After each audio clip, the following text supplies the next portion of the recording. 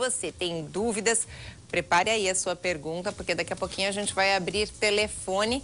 O doutor Belarmino José da Silva já está aqui junto com o nosso Pinheirinho de Natal, a postos, e esperando pela sua participação. Já vou começar a abrir telefone, doutor, pode ser? Vamos lá, pode ser. Vamos lá. Eu gostaria só de dar boa tarde a todos aí que compartilham conosco e agradecer a galera aqui, a equipe toda que se mobiliza para colocar esse programa no ar. Inclusive... E elogiar a matéria anterior, viu, Suzana? Ai, ficou excelente. fofinho, ficou né? muito legal. O Ricardo, tudo, o doutor Belarmino fez um parto. Tudo pessoas familiares, via Rafa, a Teca, tava a galera toda ali. Então, parabéns a todos. Gente, tá? a matéria deu vontade de deixar a matéria com 18 minutos, só que a gente tinha que ir cortando, senão era o programa inteiro. Mas, é muito gostoso, né? Muito fofinho. Gente, seguinte, o nosso telefone aqui da RIC TV Record é o 3381... Tá certinho aí na tela pra você, 3200, é o novo telefone. É bom você anotar já na sua agenda que é o novo telefone aqui da RIC TV Record.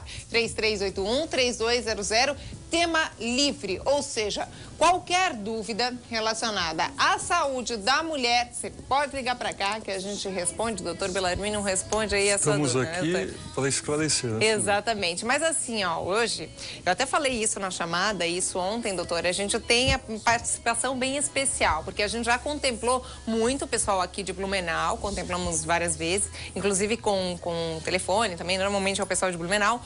O pessoal de Brusque, a gente fez enquete, lembra? Anterior, o anterior foi a enquete de Brusque. E dessa vez a gente passa lá para Rio do Sul. Alto Vale. Pro Alto Vale. Que é muito bacana, o pessoal que sofreu uns revés agora no último período e nem por isso perderam a energia e aquela garra de inverter a ordem das coisas, se reerguer.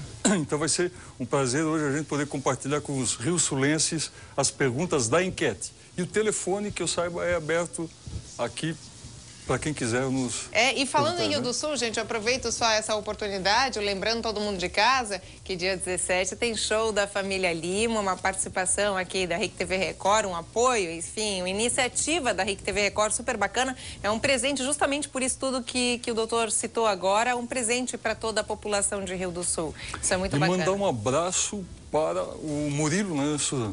Murilo ao vivo, a gente chama ele assim, mas é o Murilo Souza, ele que fez as enquetes. Bom, mas vamos lá, né? Chega de papo e vamos ver o que a mulherada tem de dúvida. Rodou a primeira enquete, vamos lá. Oi, doutor, a minha dúvida é, quando a gente esquece de tomar anticoncepcional, que nem eu tomo de manhã, resolve tomar à noite ou tem algum problema? Ótima pergunta.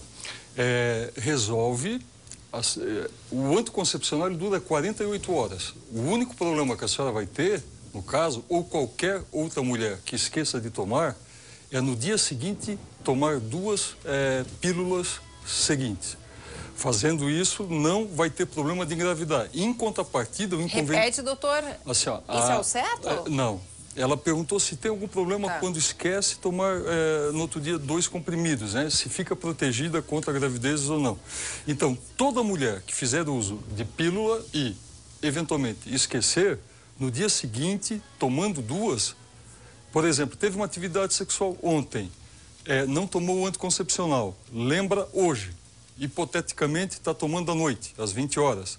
Hoje, agora, 1h40, 13h40. Lembra pra todo agora... mundo saber que o programa é ao vivo. Não tenha dúvida, né? Então, ela tomaria o de ontem à noite e hoje, às 20 horas, o do dia. Então, no dia seguinte, tomando 2, o risco de gravidez praticamente inexiste. Ótimo. A gente em medicina nunca pode falar nunca, mas é 99,999% que não vai ocorrer. Isso é para todas as mulheres que eventualmente esqueçam, no dia seguinte são tomar 2 comprimidos. O que eu gostaria de salientar é o seguinte, Suzana, que quando a mulher esquece, respondendo a pergunta dessa senhora rio-sulense, vai ter um inconveniente do escape, o sangramento vai descer, porque a parte que não deixa ovular, ela dura 48 horas, mas a que segura a menstruação dura 24. Então, o que ocorre?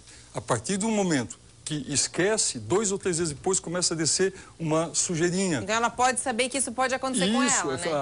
A menstruação ela fica irregular, ela não vai ficar, o fluxo durante o ciclo, ela vai ter que usar um protetor, porque vai descer um pouco. Certo, mais perguntas lá de Rio do Sul, bora lá. Olá, doutor, minha dúvida é, depois que eu engravidei, minha menstruação ela não veio mais normal, ela vem a cada 1 mês, 2, isso é normal? Se for num pós-parto, obrigado pela pergunta, se for num pós-parto imediato, isso é normal porque pode estar amamentando alguma coisa do tipo. Agora, pelo que eu subentendi, foi desde então pode ser o tempo indeterminado, né? Que não, essa menstruação ela não regularizou. É porque provavelmente houve a menstruação já era irregular antes da gravidez, aí ocorreu a gravidez, amamentou, costuma não vir a menstruação durante o período da amamentação, e logo após, ela estando sob efeito dos hormônios normais, ela voltou àquela condição que já era irregular prévia. É o mais provável. Quer dizer, então, normal pode até ser, dependendo de como mas era tem como antes. corrigir com regularizador ou com o próprio anticoncepcional. Dependendo de como era a vida menstrual dela, exatamente. né, anteriormente. Agora, antes de chamar a próxima enquete, é telefone, tá? Vamos lá. O pessoal tá ligando pra cá, Legal, como sempre. Sempre congestiona nossas linhas, doutor. Vamos lá. Alô, quem fala? É Cristina. Cristina? Isso. Oi, Cristina, você fala de onde? Eu falo da Pedro Zimmer. Perfeito, querida. Sua dúvida é qual? Assim, eu tive 2 gestações, uma com 16 e outra com 23, né? E essa minha segunda gestação me deu muitas varizes. Hoje em dia minha menina tem 7 anos e assim, eu fiquei muito com varizes e dói muito as pernas. Entre a gestação, né? Tá, e a sua dúvida é o quê? Assim, se tem cura, se tem algum remédio para aliviar a dor, para tirar... Essa é a minha dúvida. Tá bom. Ok. Cristine, boa tarde, obrigado. É o seguinte, a Cristine teve, Suzana, uma gravidez na adolescência. Então, todas as adolescentes, mulheres que têm filhos na adolescência, pelo fato de estarem gerando e não estarem com o corpo completamente formado, o organismo entende que ele tem que dar conta não só de um ser em desenvolvimento, mas de 2. Porque quando ela estava gerando com 16 anos, ela precisava de um aporte sanguíneo, porque ela estava crescendo também. E estava gerando um filho. Com esse aporte sanguíneo maior, a circulação, ela aumenta. Então, a possibilidade, ela teve um com 16 e o segundo agora está com 7 anos. E ela está com 23 anos. Então, o primeiro tem 7 anos, né? O mais recente não sei, mas eu entendi assim, foi com 16 e atualmente ela tem 23 anos e ela colocou. Então, quanto mais cedo, maior a probabilidade no caso, é uma adolescente, não é questão de cedo. Ela não tá, toda mulher abaixo de 18 anos, ela não está com o organismo preparado para desenvolver. Então, o corpo faz uma hipervascularização para tentar compensar. A Cristina, ela precisava de sangue para poder crescer, para poder encorpar, para poder passar aquela modificação do corpo da infância para a vida adulta. Então, já devia ter um fator genético para as varizes em si, né? E aquilo acelerou. E a gravidez tem essa probabilidade de aumentar as varizes, né? Tem, porque o feto, ele comprime o retorno venoso. O ventre, por exemplo, a gestante, ela deve sempre modificar, quando possível, a cada 1 hora, 45 minutos, a posição sentada, mesmo trabalho, levanta, assina alguma coisa, porque senão há um congestionamento dos membros inferiores. As pernas ficam muito congestionadas. À noite, o ideal.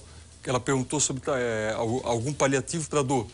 Pôr um calço, às vezes, Cristine, nos pés da cama, de no máximo 3 ou 4 centímetros, ajuda o retorno venoso. Isso serve para quem já tem varizes e serve para quem não quer desenvolver durante a gravidez, né? Porque o travesseiro debaixo da perna, durante a noite, durante o sono, vai para um lado, vai para o outro, acaba perdendo. E medicamento existe, Cristine, para melhorar a circulação e tirar o desconforto. Mas eu penso ainda que a profilaxia, para não acentuar mais, as varizes que você tem, um cirurgião vascular, ele tem como corrigir até cirurgicamente. Mas para tirar a dor, sem ser com cirurgia, é fazer medidas profiláticas, ingerindo muito líquido e erguendo as pernas sempre que possível. Assistindo TV ou qualquer coisa, até o deitar, né? Vamos continuar então com as nossas enquetes rio-sulenses? Bora lá, próxima enquete. Bora lá. Olá, doutor. E a minha dúvida é se pegar recaída depois da gravidez faz mal? Ele não entendeu a pergunta e nem eu. O nosso cinegrafista ficou falando com a gente perdeu o fio da meada. Novamente, roda a enquete. Olá, doutor. E a minha dúvida é se pegar recaída depois da gravidez faz mal? É a recaída? Recaída, ok. Ah, recaída. Obrigado, desculpa. É o seguinte, a recaída que ela se refere são mulheres que têm o filho e logo depois pegam uma corrente de ar ou tomam... Há um mito que a mulher... o que é quarentena? São os 40 dias que seguem o parto. Então, as pessoas mais antigas ou de mais idade diziam assim, a mulher tem que ficar de resguardo. O que seria isso? Não entrar em contato, não ir à rua, ficar meio que numa bolha de proteção. Isso são meias verdades, porque o fato o que deve se evitar, com certeza. O banho pode ser tomado no pós-parto imediato. Existe o mito que se tomar banho, por exemplo, logo após o parto, pode dar recaída. A recaída é ficar debilitado. No caso, a mulher vai ficar frágil, a mulher somente vai ficar fragilizada no caso de pegar corrente de ar, se alimentar mal, tomar banho em local que haja ventilação. Como é que deve ser o banho do pós-parto imediato? O quarto fechado, se eventualmente houver fora do quarto, ela toma o banho, se seca, usa o secador. Até recentemente houve um episódio a respeito, não se usa secador em local úmido, né? Seca o cabelo, não pegue choque térmico, não fique em posição dentro de casa em que o ar popularmente encane ou que ventile na mesma situação, porque isso pode ocasionar uma fragilidade, uma queda da imunidade. Então, recaída é isso. Ela perguntou se realmente pode ocorrer uma recaída. Pode ocorrer uma queda da imunidade desde que a mulher queira levar uma vida 100% habitual como antes. Ela tem que focar no feto, no bebê, amamentar e procurar se proteger. Alô, quem fala? Alô? Oi, quem fala? Oi, é Sandra Correia, de Blumenau. Oi, Sandra, você fala de qual bairro? Salto do Norte. Salto do Norte, perfeito. Sua dúvida é qual? É sobre o DIU, né? Eu coloquei DIU mais ou menos uns 8 meses e antes o meu fluxo menstrual era de 3 dias. Agora eu chego a ficar até 15 dias menstruada. Eu queria saber se há problema com isso ou se realmente isso é normal. Ok. Obrigado, Salto do Norte. Obrigado, Sandra. Boa tarde a todos. Seguinte, DIU, ele tem uma eficácia de 97%. O anticoncepcional convencional, já vou começar por aí, não é indo contra o DIU ou sendo a favor, a intenção é esclarecer. O DIU, ele é um aparelho à base de cobre colocado dentro do útero por um profissional e ele evita a gravidez. Só que ele, como não tem ação hormonal, muitas vezes ele faz com que a mulher comece a ter ciclos irregulares. A pergunta da Sandra é muito pertinente pelo seguinte, é muito frequente o ciclo ficar maior no número de dias e às vezes na quantidade. Ou seja, 4 ou 5 dias antes do fluxo descer mesmo, já começa a descer um sangramento escuro, que é essa borra de café que a gente chama, que é essa mancha, o escape, e a mulher fica muito mais tempo tendo que trocar o absorvente. Quanto mais tempo com o absorvente, aumenta a temperatura no períneo, maior a possibilidade de ter infecções ginecológicas. Por quê? Porque tampona. O períneo já é fechado, já é uma região onde eventualmente a mulher utiliza jeans, pode estar com a imunidade baixa. Com o DIU internamente, dando esse escape, o DIU ele não tem o poder que a pílula tem de regularizar o fluxo. Então é normal sim ocorrer isso com o DIU, não significa que a senhora vai engravidar, mas pelo que eu entendi, que a senhora não se adaptou com ele. Eu no consultório sempre coloco essa possibilidade, meus colegas também explicam dessa forma, que o DIU é muito bom, mas não é para todas, não são para todas as mulheres. Tem que ter essa adaptação, e a adaptação passa por manter o fluxo regular. O que a Sandra relatou é que o dela não está regular. Então, depois de 8 meses, já era para estar menstruando normalmente. A gente tem mais uma ligação, já vamos direto para a ligação, depois para a enquete, tá? Alô, quem fala? Oi, é Viviane. Oi, Viviane, você fala de onde? Itapava Central, Blumenau. Perfeito, Viviane, sua dúvida é qual? É que assim, ó, faz uns dias eu descobri que eu tenho adenocarcinoma. E eu queria ver se isso veio de uma ferida que eu tinha, ou se e se eu vou tirar o útero todo, como é que é isso? Eu ainda não... Eu o que você deve fazer, mas né? ainda não tiraram todas as minhas dúvidas. Ok. Viviane, obrigado pela pergunta. Então, eu vou falar em termos gerais.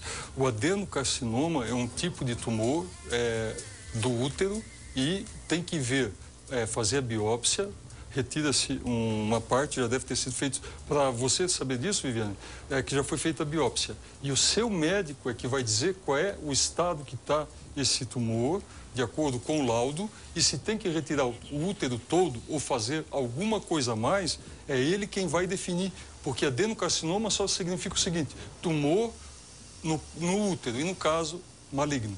Então, vai ser mexido ali. Agora, que técnica utilizar, o que fazer, é o seu médico que vai lhe explicar. Foi o que eu entendi, adenocarcinoma. Adenocarcinoma é tumor uterino. Então, é interessante, Viviane, você procurar o seu médico, você já deve ter procurado, e ele é que pode dizer qual é. A gente coloca em estadio, tem graus, os tumores. E o adenocarcinoma também tem esses estadios, esses graus. Quanto maior o grau, a intervenção, a cirurgia é feita de acordo com o grau que der no laudo do material que foi para o patologista, que é o médico que avalia o material recolhido. Essa é a resposta para a Viviane. Muito bem, perfeito. Obrigado, agora a gente volta a Brusque com a enquete. Muito bem, vamos lá, bora mais uma enquete. Olá, doutor Belarmino. A minha pergunta é a seguinte. Eu gostaria de saber se existe uma idade exata para o início da menopausa ou depende do organismo de cada mulher. Obrigado, Brusque. A pergunta da senhora de Brusque se encaixa naquela que nós colocamos lá de 33 anos de Rio do Sul. Na verdade, o melhor fator para a mulher poder correlacionar é ver a idade que a mãe entrou na menopausa e fazer ali mais ou menos 3 anos para mais ou para menos. Uma tabelinha que nós médicos utilizamos no consultório também para poder fazer uma previsão. Mas, às vezes, a filha, ela não tem a característica genética da mãe. É da avó paterna ou da avó materna, que entrou na menopausa com 55, 58 anos. Eu e meus colegas temos pacientes com 58 menstruando regularmente. É exceção, mas pode ocorrer. A resposta é, tem um fator genético, não existe uma data exata.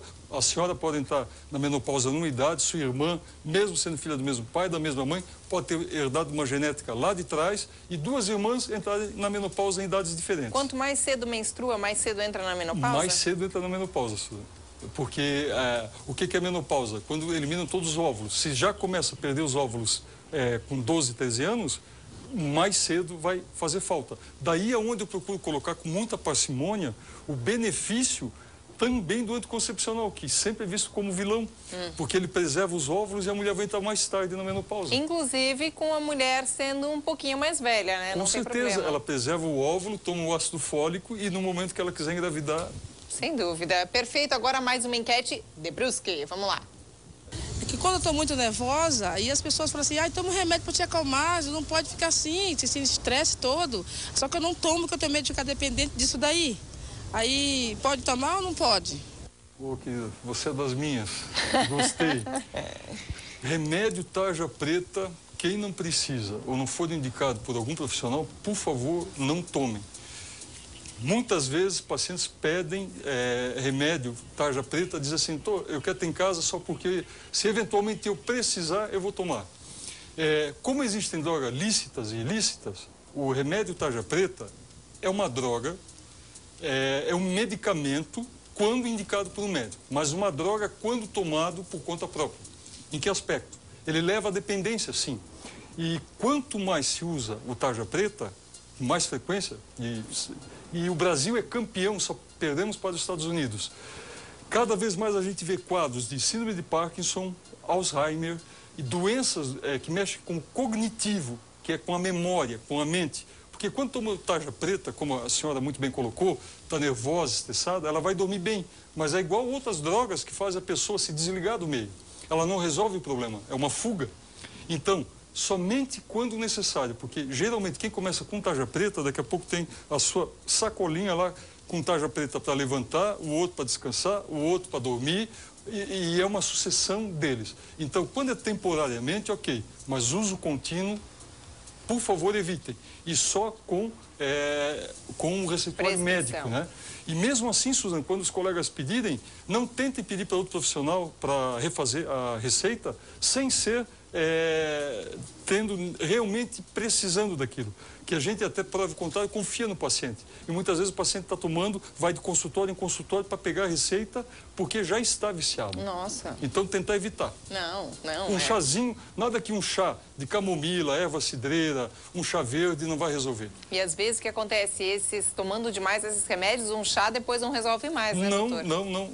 Perfeito. Por isso que eu digo, eles são importantes, tarja preta, mas não fazer disso um hábito. Exatamente. Obrigado. Agora a gente tem mais enquete, a gente vai lá para Rio do Sul, tá? Vamos lá. Olá, doutor Belarmino. Eu queria saber qual é a melhor idade para começar um tratamento para menopausa. Boa tarde. Menopausa hoje está com tudo. Boa tarde, doutor Vale. Não existe, na verdade. O melhor momento é aquele que o seu exame disser assim, vai ter um número lá que vai dizer, de tanto a tanto é uma pré-menopausa, a dosagem hormonal. Quando o estrogênio, que é o hormônio feminino, estiver começando a cair, antes dele chegar no limite mínimo, já se começa a fazer uma reposição. E a reposição, ao contrário do que se fala, já falamos inúmeras vezes, mas sempre é bom relembrar. Ela não está diretamente associada a tumor ou câncer. Hoje nós temos os fitoterápicos, então tem como fazer, já que acabamos de falar no chazinho aí para acalmar, tranquilizar, tem como fazer hormonioterapia, reposição hormonal, através de... Os mais conhecidos são os derivados da soja, da isoflavona, mas nós temos produtos como simicifuga, glicínia max, que são ervas tropicais brasileiras e que fazem uma reposição à altura dos medicamentos que, eventualmente, quando mal utilizados, podem até gerar um tumor, quando mal indicados. A pergunta foi, existe uma idade? Não existe a idade. Existe o seu organismo, tem que ver o seu metabolismo. Quando estiver reduzindo, antes de chegar, digamos assim, compare a um tanque de combustível. Você não vai deixar chegar. Quando está na reserva, o primeiro posto que parar é de bom tom que se pare e reabasteça. A mesma coisa na reposição hormonal. Você não vai deixar terminar o hormônio totalmente para depois tentar repor. Aí vai ter os sintomas, as sequelas. Então, é o exame que pontua o momento de começar ou não uma reposição hormonal. E não tem contraindicação, porque a mulherada tem aquele medo, né, de repente de engordar, de dar varizes, de sei lá mais o que. Aí tudo. é que entra a reposição, repor é aquilo que falta. Se nós temos aqui um local onde cabe somente 6 caixas e a gente tentar colocar 8, vai ser uma saturação. Repor é pôr aquilo que falta. Saturar é colocar a mais, isso em qualquer coisa. Um copo d'água mata a sede. Uma jarra pode afogar. Então, é a mensuração e a gente só complementa com aquilo que falta. Certo. Perfeito, doutor Belarmino, como sempre, muito obrigada.